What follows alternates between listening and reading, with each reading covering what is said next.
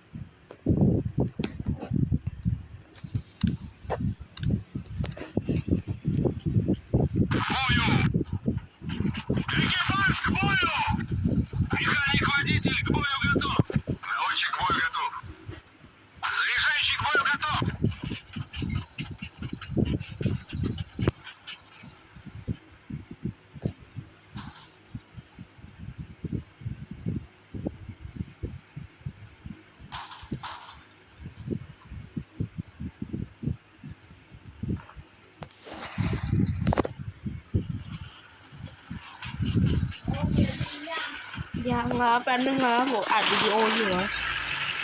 ให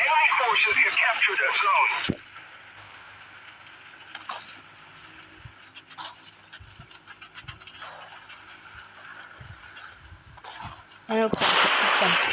เดี๋ยววิดีโอมันไม่อัดโอเคผมกลับมาแล้ว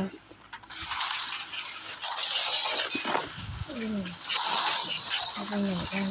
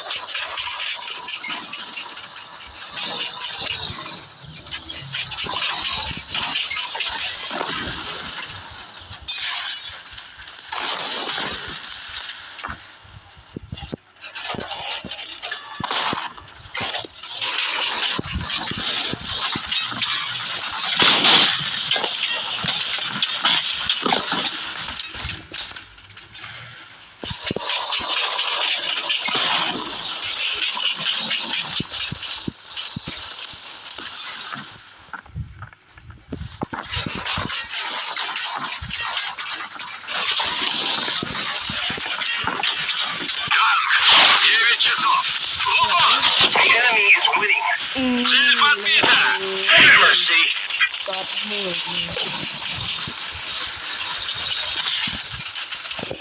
ยี่สิบอะไม่มีใครมาหรอกทำไม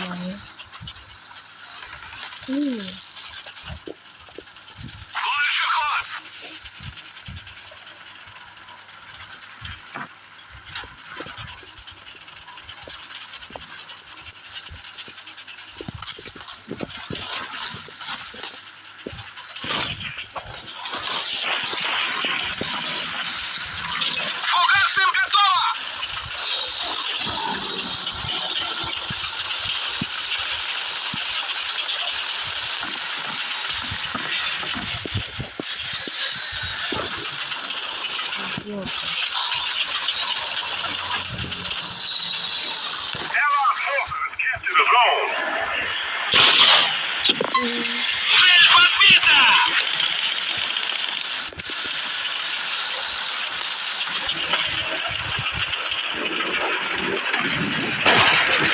จริงผมหยุดเวลา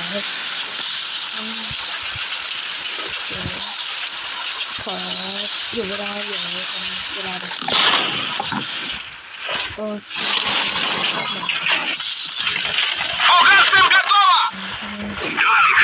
1 час. Дистанция 350 метров. Multiple strategic zones are captured.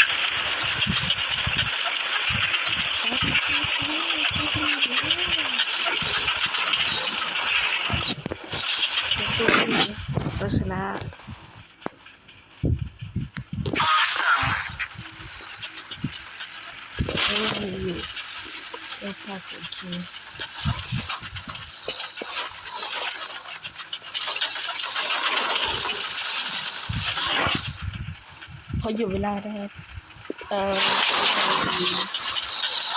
ไม่เป็นไร Вот еще ход. โยกไปตาย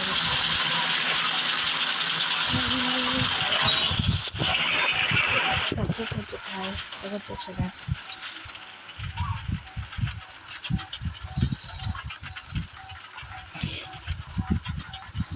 Ребята, ставьте чайник. ง่ายจังบ๊ายบาย